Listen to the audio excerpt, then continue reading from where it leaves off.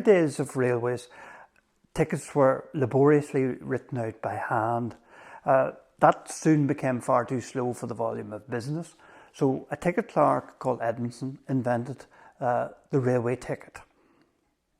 It was quite a simple thing. They pre-printed large numbers of tickets. When you went to the booking office, there was a date stamper here where you placed the ticket inside and it snapped, and each day the date was changed. You had to watch your fingers. If you put your fingers in too far, you got a nasty wee nip. The railways had so many different tickets for so many different purposes. For example, even to get on the platform in Enniskillen, you had to get a platform ticket.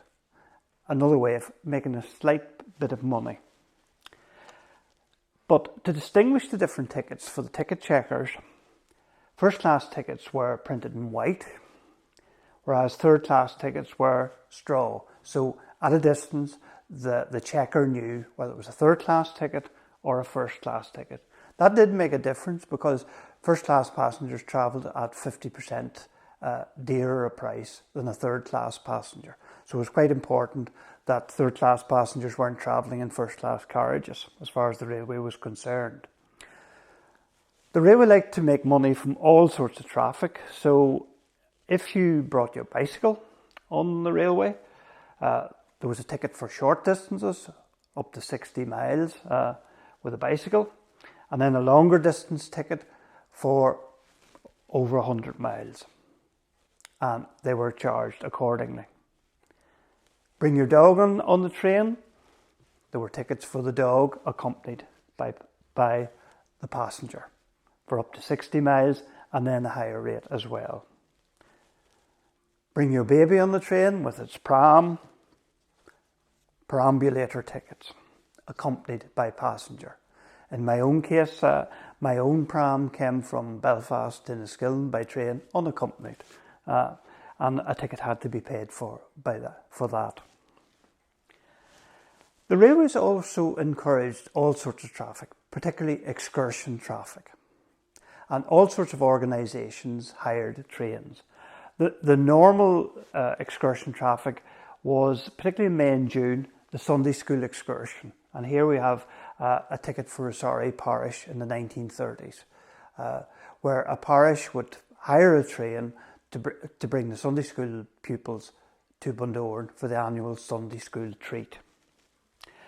But there were less innocent organisations that hired trains as well. For example, the Orange Order would hire trains for the 12th of July celebrations. And again, special tickets were issued, dated that day, the 12th of July, and saying it was Enniskillen to Ballinamallard or wherever the 12th happened to be that year.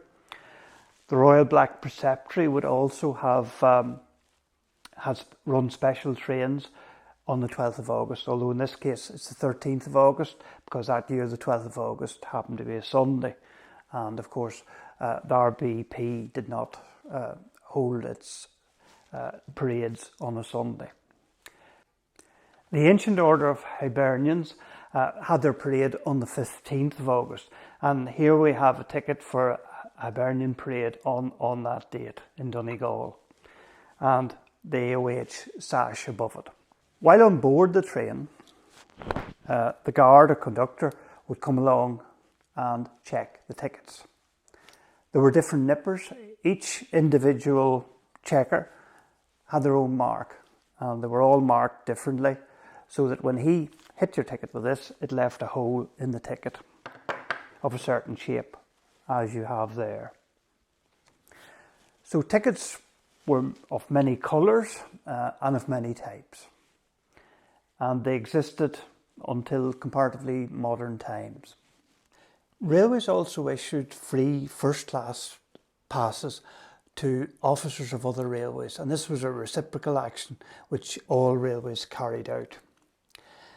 These were only valid for 1 year, as you can see here with this 1912 pass. They were leather and quite ornate. There were also season tickets for ladies. There were weekly tickets, monthly tickets, it varied because the railways covered every contingency that was possible. The ultimate ticket was in fact the Director's Gold Pass.